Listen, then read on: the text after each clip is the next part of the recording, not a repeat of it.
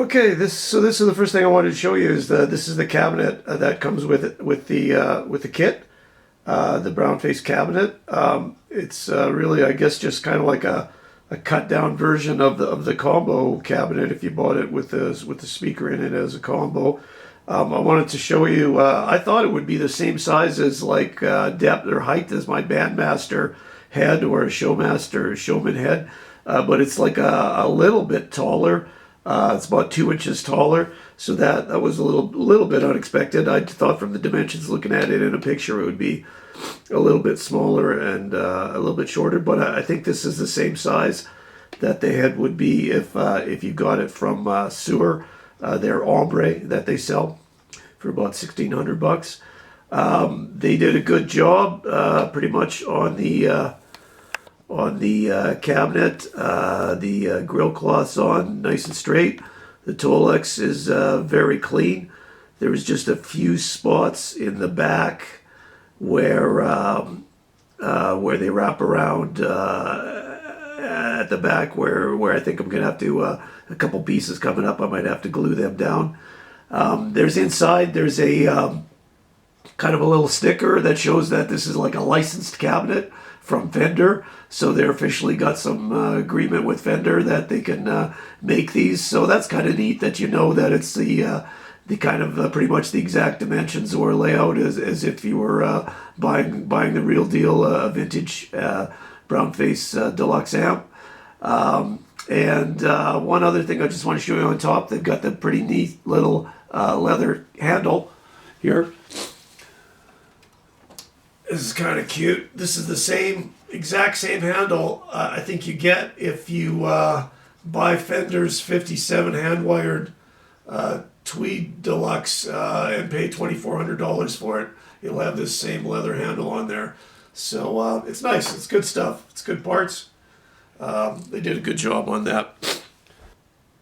So this is the documentation that you get with the kit. Is they send you ships with the kit kind of 211 by 17 documents of the layout, and then also the circuit diagram.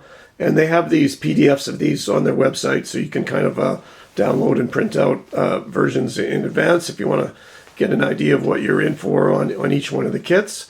I think some of their other kits, like the Tweed Deluxe, come with step-by-step instructions, but most of their other kits, like this, don't. They just come with the layout and the schematic that you work from.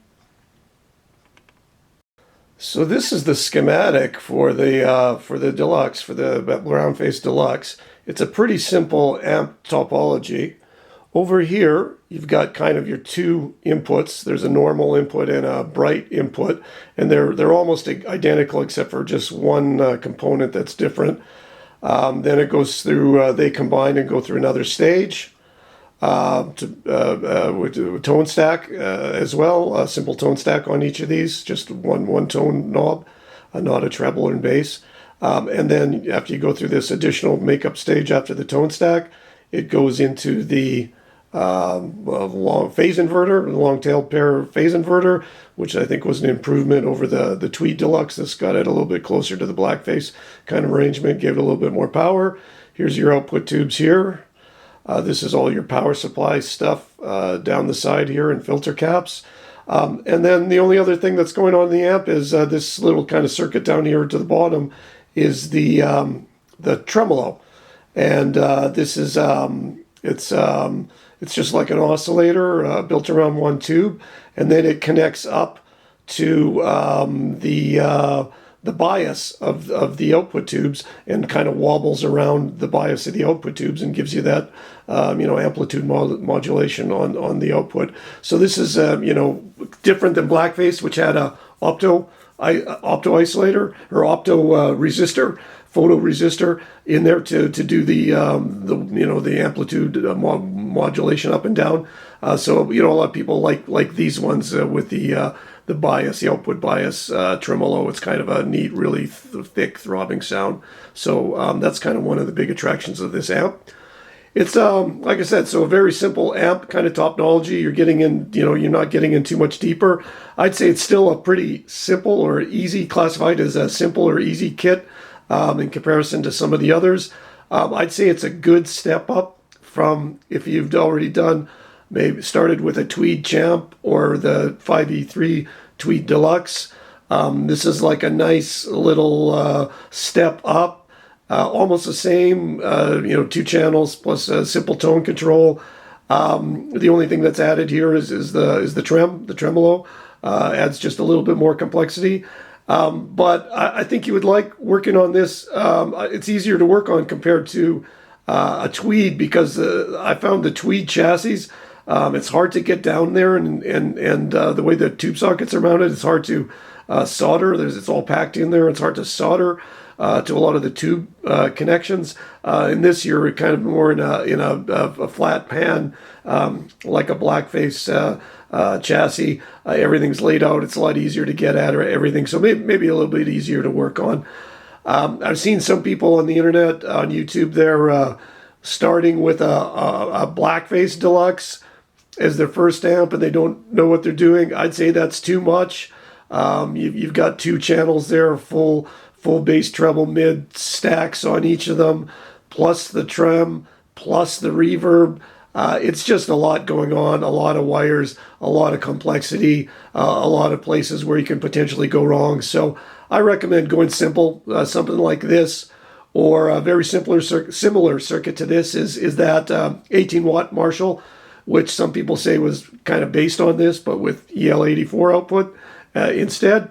So, those are nice step-up amps that are easy. And really, even a straight-ahead Marshall, if you go like a JTM 45 or a Super Lead, they're pretty simple, a simple preamps, and then the output, not even a trem in there. So you can't go too far wrong on those amps, really. I definitely stay away from something like a AC30. I saw a guy working on one of those recently on YouTube, and just a nightmare. Multiple circuit boards, multiple chassis interlocked to each other, wires going everywhere like spaghetti. Just a real nightmare.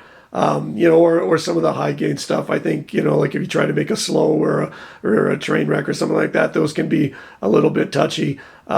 So maybe, like I said, this is a good amp for a kind of, I'd say, a medium or intermediate builder, if you've got experience with something else.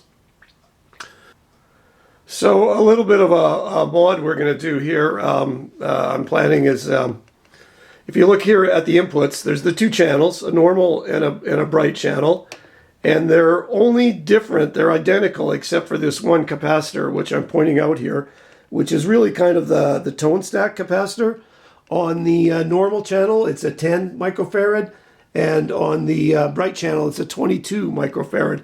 So a little bit different. Usually on a Marshall or even on a bunch of Fenders, you would have on the bright channel maybe like a bright cap here on the volume pot around that to kind of bypass highs around that, and that gives you the brightness. Here it's just a slightly different approach where they've got it in the tone stack with different values. So what we're going to do on this one is something that I kind of took from a guy makes a version of this, a clone from a company called Cutthroat Audio.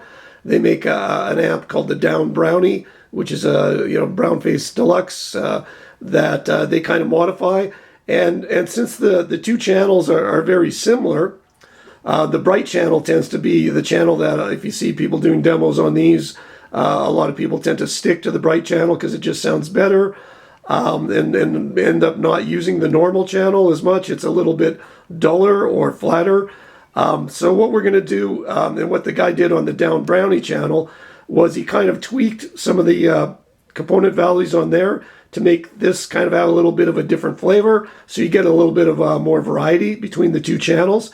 And specifically what they're doing is, if you look closer, you can see that, let's see if I can get it to focus here. On the normal channel, the preamp tube, you see it goes down to here where it just says XE.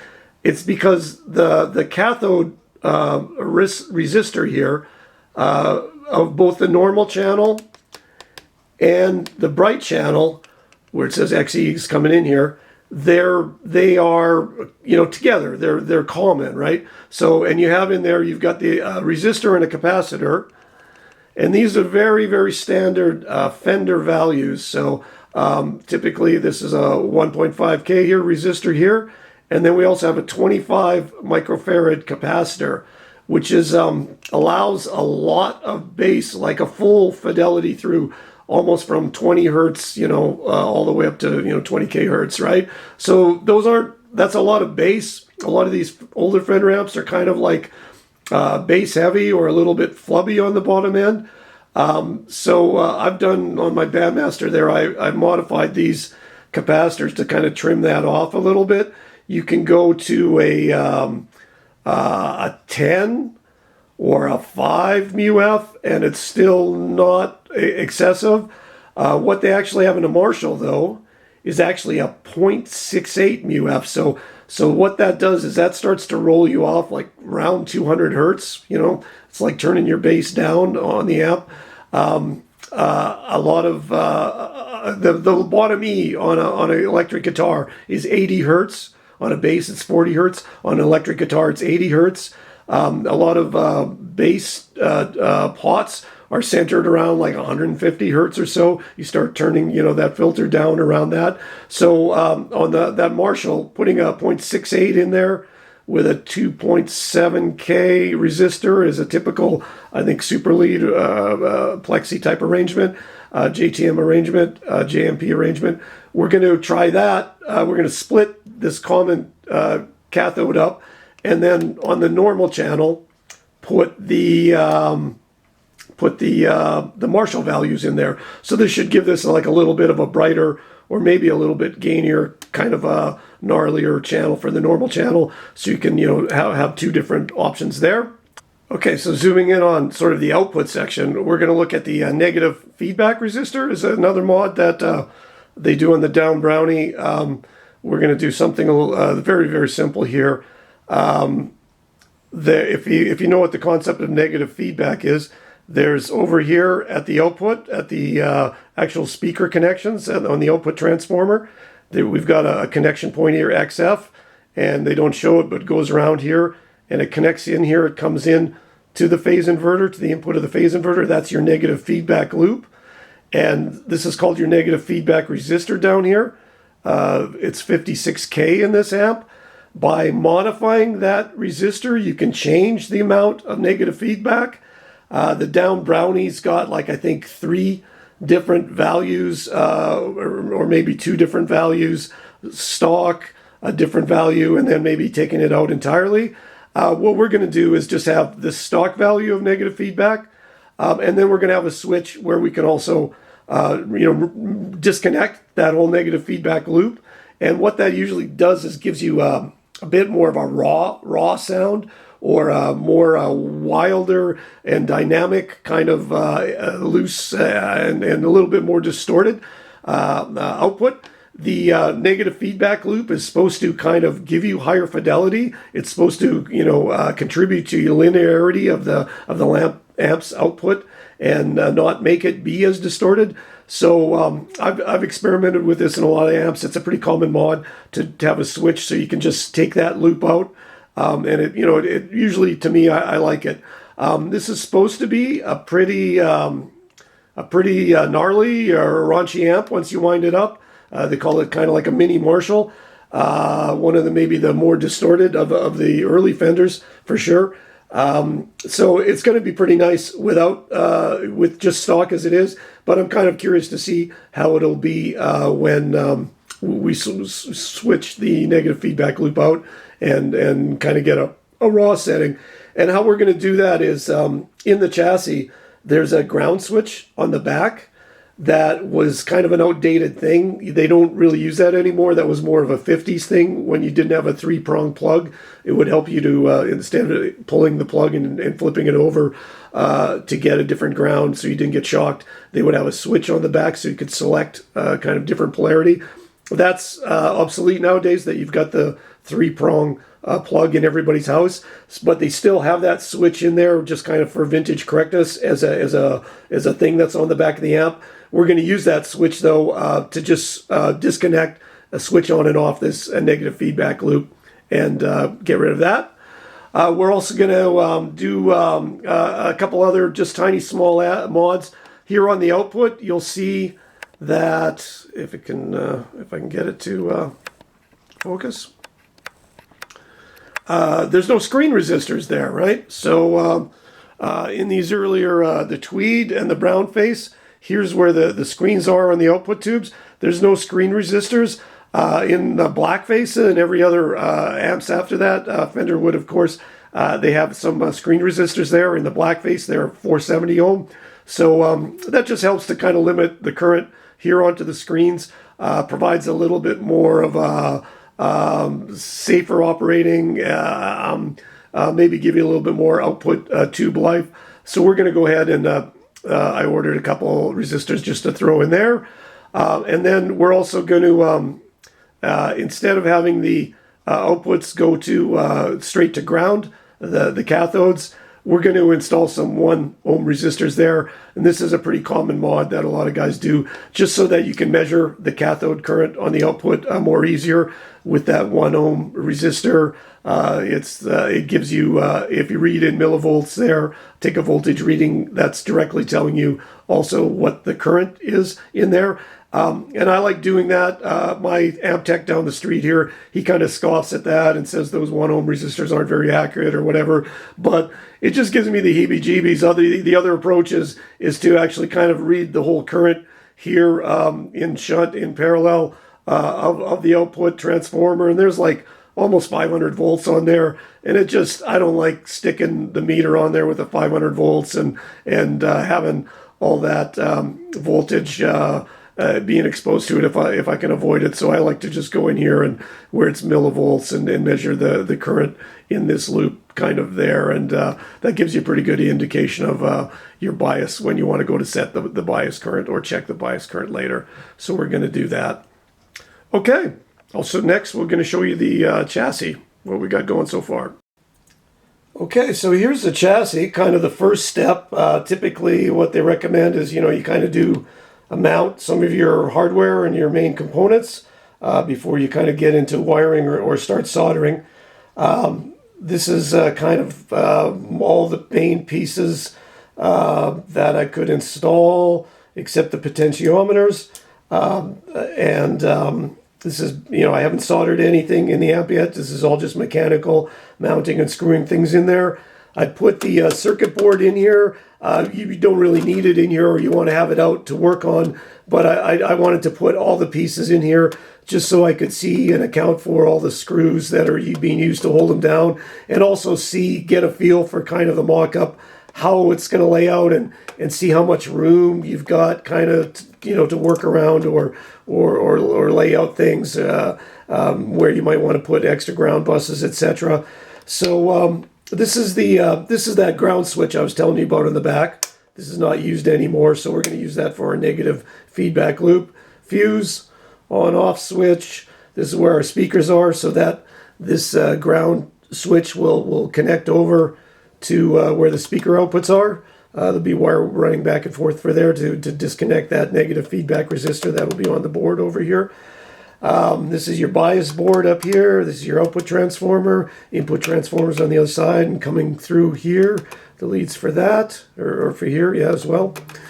The couple things just to note, the larger tube sockets for the outputs, they are screwed in, or they mount from this side, right? So you drop, the tube socket here, and then and screw, these bolts in here, washers and bolts, kept nuts on from this side. Make sure you pay attention to the orientation of the pins, 1 through 8, to match what it shows on your layout. The smaller preamp sockets, we call these Novell sockets, are 9-pin. They can't mount from this side because they've got kind of a metal apparatus on the other side, so they have to come in from the other side, but you still put the kept nuts on this side. So that's something. You'll also notice that I'm using this approach here of having a some brass shim stock that I cut and bent and put in here where the potentiometers are going to be going, the volume and tone controls. This is something that's common in all the early Fender amps, Blackface and these Brownface. I think some of the Tweeds too. I think they always did it this way. This is kind of your ground plane or ground bus. Mojotone says you don't need this. They don't supply this with a kit. Their recommended method is to have a ground wire running across all the backs of the pots here. I don't like doing that. I've done it on other amps. It's a bit of a hassle to solder onto the back of all those pots. Sometimes there's a coating that makes it hard. You also have to get a lot of heat on there to make them. Sometimes the solder connections can be not very good because you can't get enough heat on there, and you think you've got a ground wire on there. It ends up popping off later, and that gives you a whole bunch of problems. It's a little bit hard to trace down, because you're just kind of getting weird intermittent stuff in your amp. So if you go on YouTube, there's a guy, D-Lab is his channel, up in Michigan. I think the guy's name is Terry, old guy, smart guy old guy like me, smart guy though. He does a lot of this amp builds and radio stuff, and he strongly is an advocate of using this type of a brass thing. He shows, if you look up his Deluxe, he's got a Fender Blackface Deluxe that he builds that came into him that had a lot of grounding problems. He tore it apart and put in the brass grounding like this, and it fixed it all up. It seems to work good. Part of the idea is that you can solder to this brass a little bit easier than you can solder to the overall chassis. I'm going to try that and see if that works. But if not, I'm probably going to end up doing something like I find it a lot of times it's easier because I don't have a super big soldering iron that's got enough heat to do the chassis stuff. I like to put in just sort of these ground lugs. You drill a hole, put a little 440 screw in there and washer and bolt it down really tight. And there's, you've got 4 connections there. You can connect a bunch of grounds there. I may get away with 1, 2, 3 of these, in the front of the amp to do the signal path grounds. The cathode grounds coming off the board here. These are very cheap, couple cents. You can get a bunch of these maybe when you go to order your kit or order some of those. So that's what we're going to do. Yeah, I don't think you don't have to. Some people ask, where do you get this stuff from, and do you have to solder it down?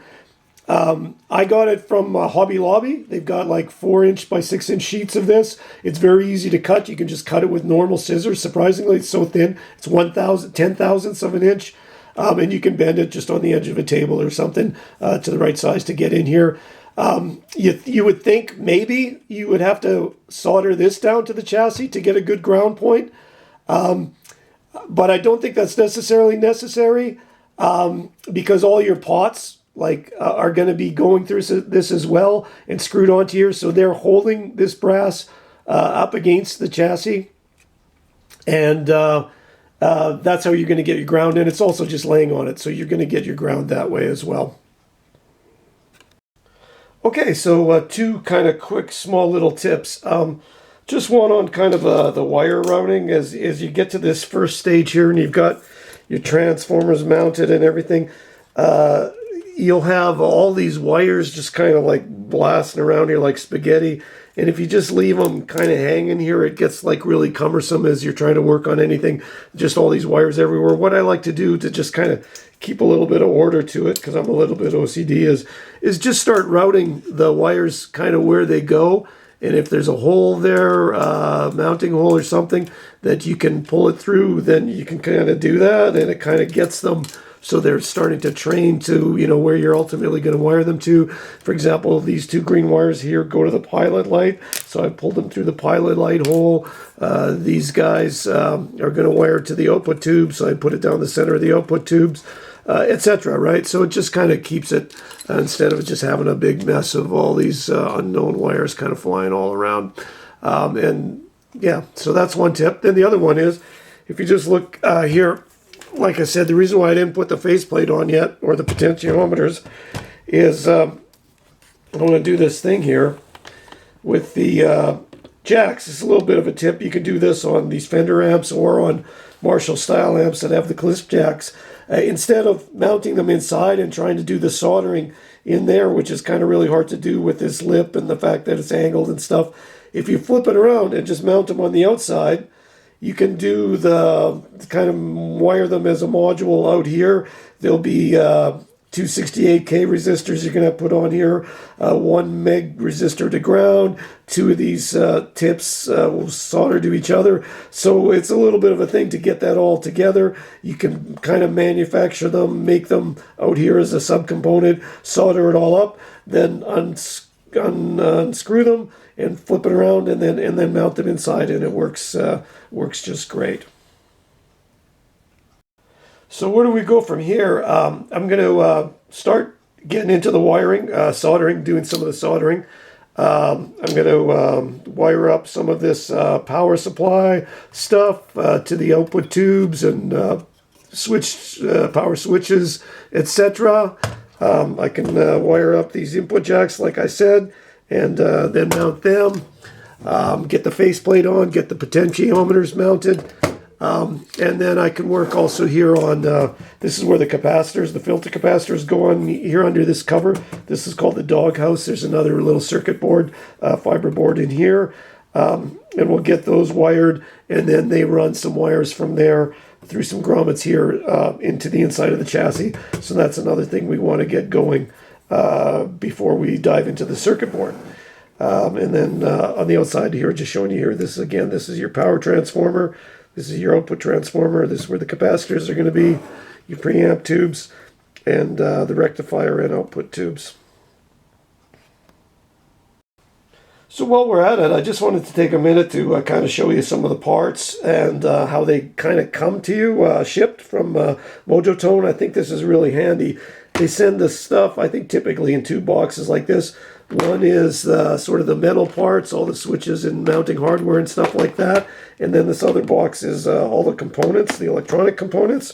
So if you look in there, you've got all your components in there. They give you a nice alpha pots or CTS pots or alpha pots. So they're pretty nice. And a whole bunch of orange drops and some really nice sprags there for the electrolytics. Those are about $7 each. So they're not going cheap on the parts. Pretty nice. And then on the lid here, if I can show you, you see kind of a legend that tells you what everything is in each one of these are. So when you're going to populate your board, it's really easy to find the parts that you need and insert them onto your board. And then over here, looking at the tubes that they sent, the tube component, you get a pretty nice GZ34 for the rectifier. I thought they were going to give us some JJs for the 6v6s, but these are some kind of strange JJ or Mojotone kind of house brand. I don't know if they're Chinese tubes rebranded or whatever, but they are matched. These are both matched at 31 milliamp plate current or something, or 31, whatever that is. So I don't know how these will sound. I'm going to try them out. Maybe I'm going to try them in my Univalve to see how they sound. I have got some of these kicking around just from my storeroom. I had some really nice old NOS. Oh, that one's cracked. Some NOS 60s kind of 6v6s that I was keeping in case I got a 6v6 amp again. So I got these off eBay back in the 90s or something. So maybe I'll try those out, see how they compare to the Mojotone branded current issue. And then for the 12AX7s, they give you these electro-harmonics ones, which I really like. These are one of my favorite 12AX7 tube. I find them really rich and have a lot of good high mids. So I would typically these were the first tube of choice that I would buy if I was buying a 12AX7 typically. So I'm really glad to see those in there as part of the parts that they're supplying for the kit. There's the cap pan wired up. Your power filter caps, remember to keep them dimple side up, negative side down towards the grounds, and make sure you leave some room here so you've got your components aren't going to interfere or short out on your grounding screws. This is what it looks like on the other side. Everything wound over and soldered up, ready to mount on the other side of the chassis. Okay, so here we've got all the input jacks and the pots installed, the front faceplate on. Got the cap can installed on the other side, and the wires run out over here. Got almost the transformer wiring and just sort of some of the power wiring and speaker output jacks from the output transformer, etc. That miscellaneous wiring that I could get done. So that's about as far as I can go now here. Next step really is to go for the main board and the bias board, start stuffing them with the parts and get them ready to, which is really the heart of the whole operation. Then we'll drop those in there and wire them out to the various pieces. Okay, so after about 6 hours work, here's the two boards, the bias board and the main circuit board, populated with all the components in place.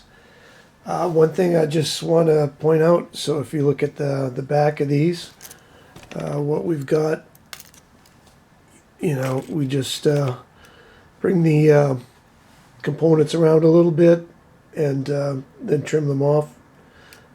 Give a little bit of mechanical stability there with a little band around the back to hold them in place. Soldered the couple that don't have connections, but almost everything has connections to the board. A lot of people, I see that build amps on the internet. A lot of kits, they tend to recommend you attach all the wires here to the board when you are doing this step and solder them in place. I don't tend to do it that way because I think then you got to cut all the wires too long and then cut them back. I'd rather just go, I mount the board and then I just put each wire in at a time as I'm wiring them along, and then I know exactly how much wire I need for each connection and can do it that way. It seems to work out fine for me. And then the other thing I just want to point out is usually on these Fender boards and Marshalls too, they usually have some kind of hidden jumpers behind, but you'll notice I don't have any jumpers back there. What I tend to do is just put the jumpers on the top of the board here so you can see where they're at. This makes for easier troubleshooting. And I did have a problem when I built a Marshall GTM 45. I had one of the jumper wires underneath there. When I was soldering, it burned through into another wire, created a short circuit. When I went to start up the amp, it didn't work. It was a big problem. I had to take it in to a guy, and he troubleshooted, found it, and it cost me a couple $100 to have him, lift the board, unsolder everything, resolder, and fix it and resolder everything. So that guy was Jack Donahue at Audio Tech in Austin. He's back up in Boston now. Really, really great tech. He used to do Aerosmith's amps back in the day. He told me just put the jumpers on the top of the board. So if it's good enough for Jack, it's good enough for me, and that's what I've been doing. And it just gives you visibility, like I said, for troubleshooting or following the circuit as you're instead of having these mystery wires hidden on the underside of the board, which are a pain in the ass if you want to go do any modding or modification or maintenance work to the board later.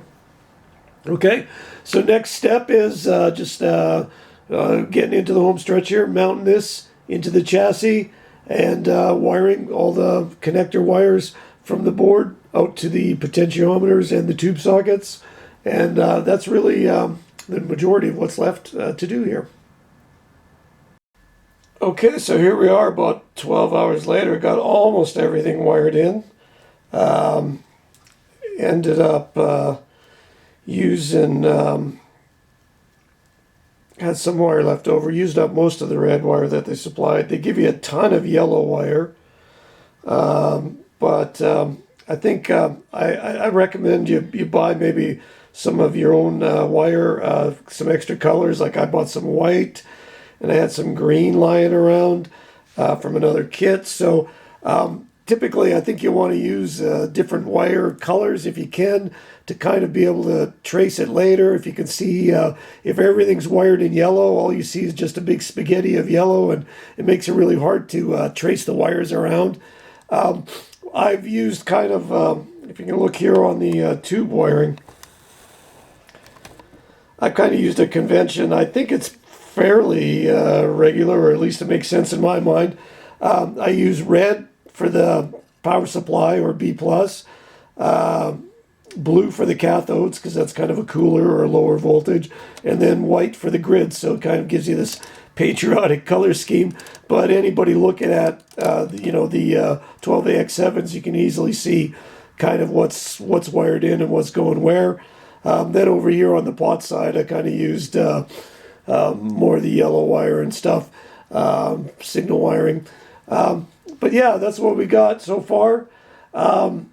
All we got to do now is the power cord and the heater wiring for the heater tubes, tube heaters, which includes the pilot light wiring. So once I get that done, we'll be pretty much ready to double check it and then try to fire it up. So this is the finished amp with everything wired in, including the heater wiring down here and the AC wiring. Last couple things I did. I ended up using two different kinds of wire. I used their supplied 18 gauge wire for the run to the output tubes here, but I tried going with a little bit of a lighter gauge wire that's a little bit more manageable for the 9-pin tubes, the preamp tubes, and over here to the pilot light.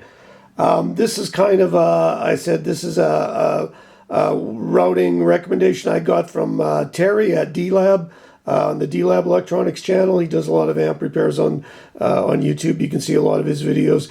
I got this from him. Just put a little terminal strip over here. We're coming in off the transformer, and then instead of running over to here and then running back over to here, we just run once with the light wires over here to the pilot light. We instead of trying to put the 100 ohm center tap resistors over here, I put them over here on this terminal because it gets pretty crowded in over here. So it's just easier access. And then from here, instead of running and running back, we're running straight to the output tubes. And then, like I say, once we get through the two output tubes, I go to the lighter gauge wire and continuing on down with the 9-pin. This wire wasn't that much easier to work with than these guys because it's plastic coating on the outside. So if I had to do it again, I might just stick with the wiring that they give you in the Mojotone kit. One thing I don't like about it, though, it's all one color. What you need to do is here on the output tubes, you need to make sure that you've got the same polarity here from this tube to this tube, so that because they're each a different half of the signal. If you have pin 2 here going to pin 2 here, you'll have humbucking effect, and that'll be able to give you the lowest noise option. So that's something Gerald Weber talks about a lot in his books and recommends. So tip of the hat to Gerald, Texas Tube Amp Guru. This is actually wired incorrectly on a lot of, well, maybe about half of vintage Fender amps. So that's something you can do there. Looking in just a little closer to that routing, I wanted to also point out that on the AC power cord coming in, there's a error in the Mojotone schematic, the way they show you to hook it up. You've got your black hot, your white neutral, and your green ground. The green ground goes, they tell you to put it to this lug here on the power transformer. Apparently that's not 100% code story. You should go straight to the chassis with a dedicated soldered straight to the chassis. but most people don't have a soldering iron that's got the juice to be able to do that. And this is how a lot of the vintage amps were done. So you got the green going here. And then they show you that you should switch both the hot and the neutral, the white and the black. But that's not really true. You should just come in with the black, first go to the fuse. Come in here with the black, first go to the fuse. I'm using a terminal strip just to land everything. So I land everything here. Then you go to the fuse with the black, to the switch with the black, and then come back connecting to the power transformer connection. But then the white can go straight from the white in the cord to the white in the power connection, not being switched or a part of the fuse story. Okay, and while I'm here, you can also kind of see the 1 ohm resistors I put on the cathodes of the output tubes too. This is how you can make a more easy, simple measurement of your cathode current or your current in your output tubes for setting your bias. And one last thing I just wanted to point out is all the grounds that you have to do up here with the signal wiring and the cathodes coming off the board. I had told you I had originally planned, and I bought some terminal strips that I was going to mount here to easily attach to all those grounds. It turned out as I was drilling some of the other holes in the chassis, I found it was a lot harder to drill the holes in the chassis than I anticipated. I've had no problems on some other chassis, but this is a pretty thick steel chassis, and my drill bits just weren't cutting through. It was taking a really long time. So when I did these ones for the output tubes, it just was too much of a hassle. I didn't want to have to do 3 or 4 or 5 more of those up here. So I ended up just trying to go with the soldering straight to the brass shim stock. And that is one of the advantages of this brass shim stock. Instead of trying to solder straight to the chassis, it kind of is a little bit easier to get to the brass. I wasn't able to do it with my 130-watt soldering iron, but I was able to get some solder on here, and then use 2 30-watt soldering irons and apply some heat and make it stick and get continuity to the grounds here. So it doesn't look the greatest, but I checked them all, and they all seem to have continuity. So I think if you had a better, maybe like an 80-watt iron or something, you could do. You could probably do that. Probably even a lot better here on the brass here. But I was able to, like I said, get it going with just 2 cheap small 30-watt Radio Shack kind of soldering irons. So that's how I got most of the grounds attached here, except for the couple that were hooked to the transformer legs, screws and stuff like that. Okay. So just one last look here in the chassis, the wiring, just for reference in case any of you are ever going to do this. This is from the preamp side of the board, the input signals through the board, the pots, the outputs, and the power transformer, the rectifier, and the bias board.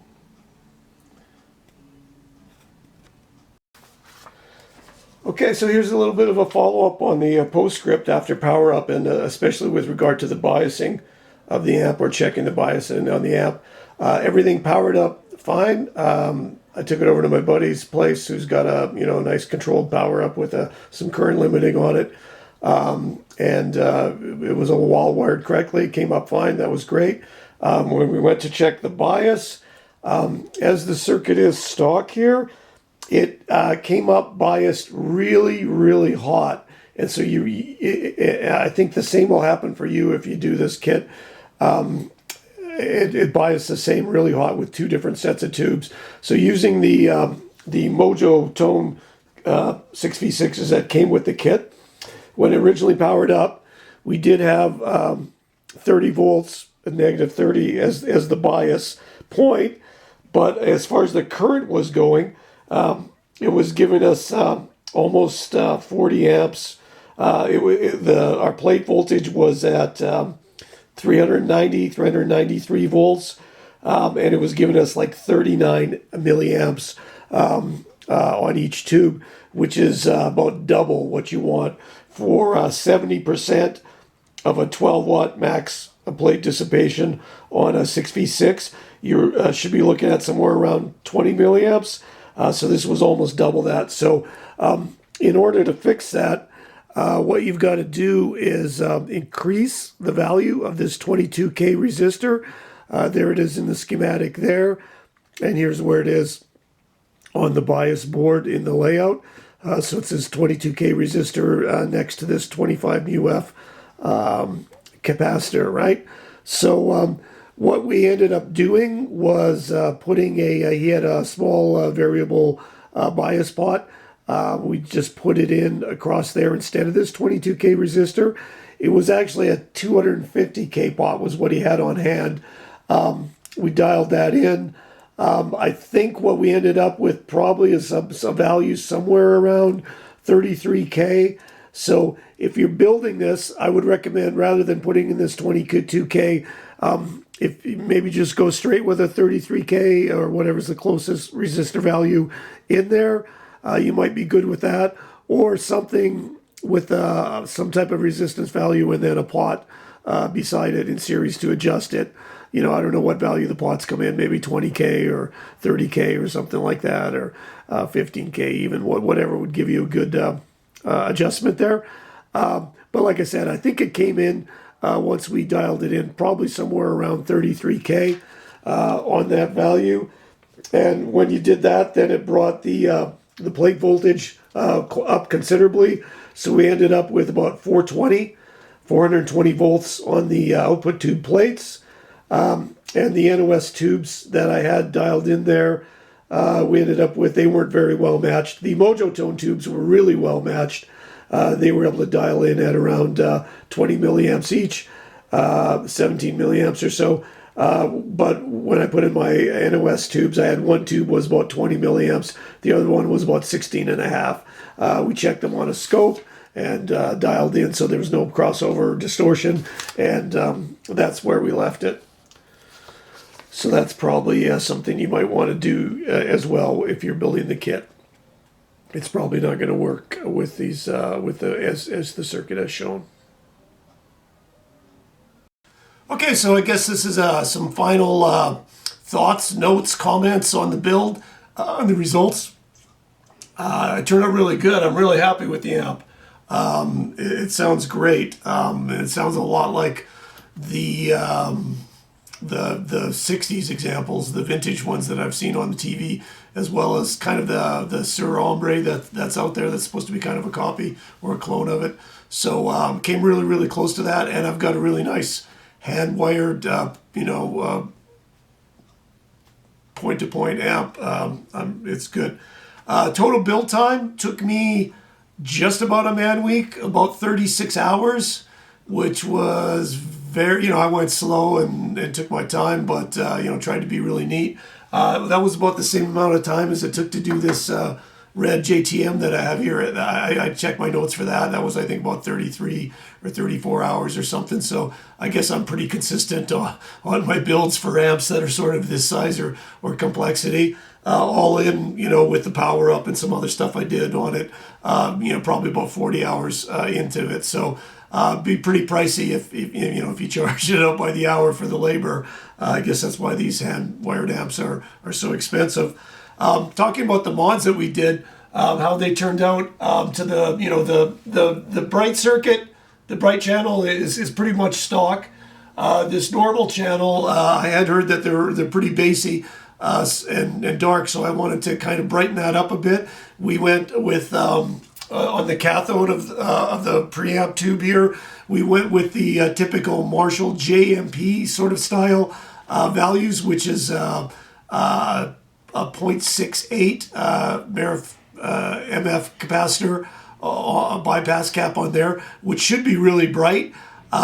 It turns out it's not that much different from this channel here between the two. There's definitely, if you switch between the two, there's definitely less bass.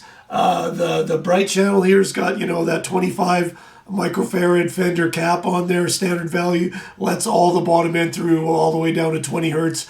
There's a lot of bottom end there.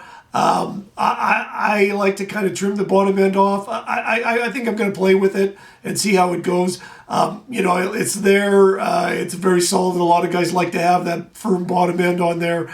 I've, on other amps like my Bandmaster, have trimmed that off. I think maybe just putting like a 5 microfarad cap on there instead of the 25 would work better. I found that trims off the bass but doesn't take too much off.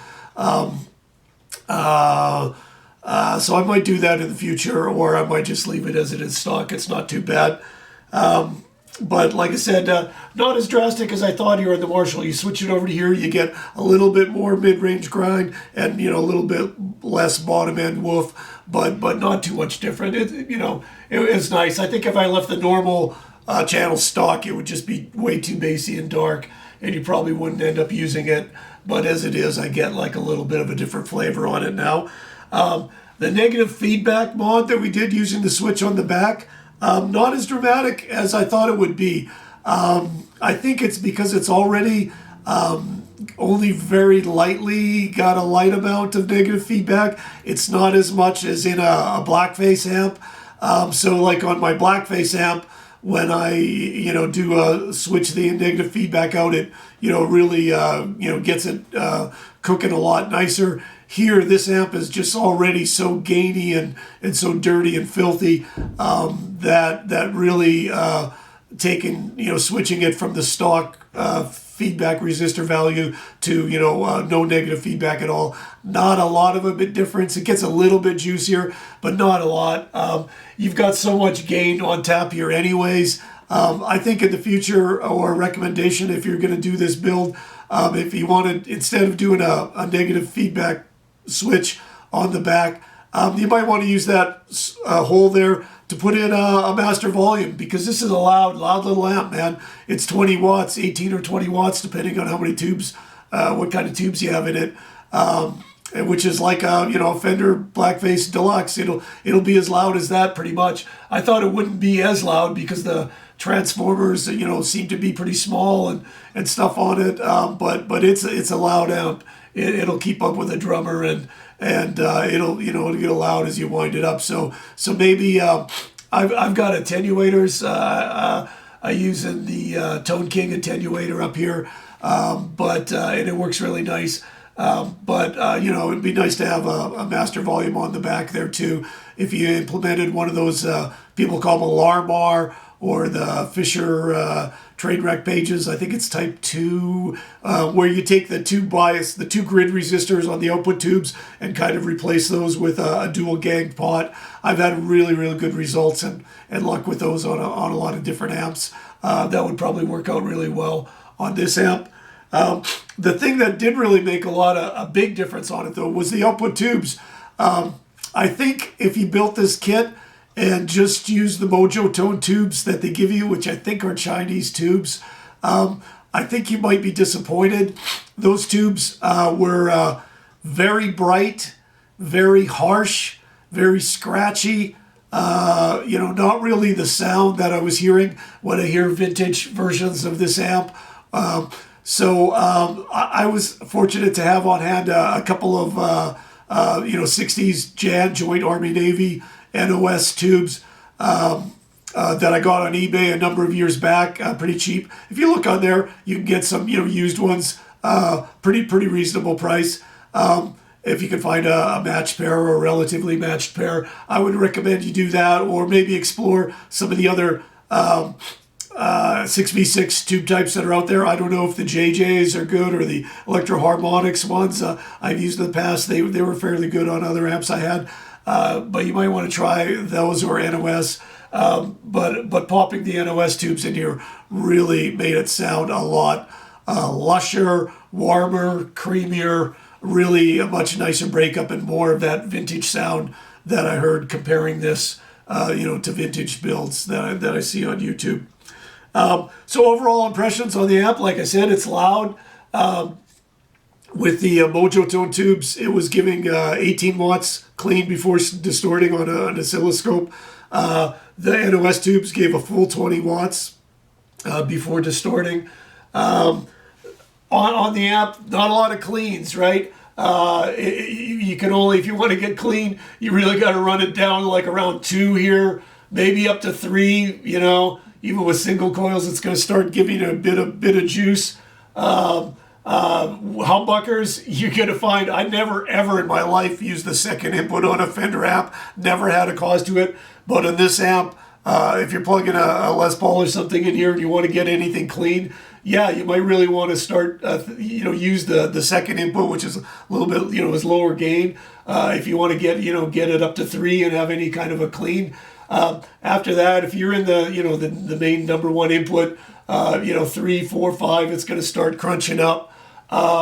Really the sweet spot, if you have a really hot guitar with my P90 Les Paul, 4 or 5 is about, is crank, really nice crunch. But on most of my other guitars, seems like, 7's the magic sweet spot here with a lot of amps and with this amp in particular. And if you look at a lot of the demos that are online for these amps, I always notice, well, everybody's always running them at 7 and they never go higher. Why don't they turn it up more, right? But 7 is really the magic sweet spot. As you go higher, the tubes just kind of really overload and are compressing like crazy, and you lose a lot of the highs, and the bottom, kind of comes up. So really, counterintuitively, you're getting a lot of distortion, but it's not really nice and crisp. So as you back it off more around a 7, then a lot of the nice crisp, crunchy tone comes back, and that's really where this amp sounds the best. And like I said, you probably want an attenuator because on 7, I think this amp's gonna be pretty dang loud, right? So the trem works really, really good. You can get really, really intense and throbby with it. It doesn't motorboat. The overall amp has really turned out really, really quiet with that. I don't know if that was the brass, grounding plane D-Lab style, Fender style that I put in there, if that really helped. I think it might have. But really, really quiet, pretty quiet amp when it's on. The speed on the trem, a lot of other trems, like on this JTM, the 18 watt I built, you had to add a capacitor into the circuit to get it to slow down, to not be too fast. This one has got a really wide range. It'll get really, really, really slow as you go down, and it'll get really, really fast too. I find for usable range, most of it's on, the first half of the dial. Once you get past kind of noon, it's going like really, really, really fast, and it just goes faster. But in here, anywhere between 2 and 4, you've really got almost all the different kind of trim speeds that you want. It'll go about as slow as you're going to want for really slow, creepy Creedence Clearwater swamp sound, or, up to, like da da da da da, like a kind of a thing is around 4 is about what you want for a fast trim. So overall, really, really pleased with the amp. I would say not a super versatile amp because it doesn't get really clean, and just it mostly its strength is really that kind of filthy, Stonesy, 60s-ish Neil Young kind of a vibe or sound kind of coming out of it. I guess there's a reason why they only made these for about 2 years. I would say compared to a Tweed, all the Tweeds deluxes that I've heard can kind of be really clean, and then really start breaking up like crazy, but with a lot of woofy bottom end on them. These not a lot of clean, just gainy, really nice crunchy. And I think when they went to the black faces, they got more of that kind of clean, and they don't really get distorted till you wind them up, all the way to around a 7 or something like that. So that's the legacy of this amp. I think it probably is the filthiest or the gainiest of the vintage Fender amps that Leo maybe ever made. It's this little filth monster. It does sound, like a Marshall, or even raunchier. I'd say it gets a little bit raunchier than a stock JTM. I don't know if you were like a blues player. I think you could use it live. If you were running, it on like 3 or 4. You get in the kind of a juicy, bluesy sound, and then use pedals for a boost or something. It could really work. But if you want clean sounds or a pedal platform, this isn't your amp. So I think, what I'm using it for is probably mostly like recording. So with an attenuator and getting it up to 7 and getting those really nice, filthy brown face crunch sounds. So stick around, and I'm going to do a little demo here, and you'll see what I'm talking about. Thanks, guys.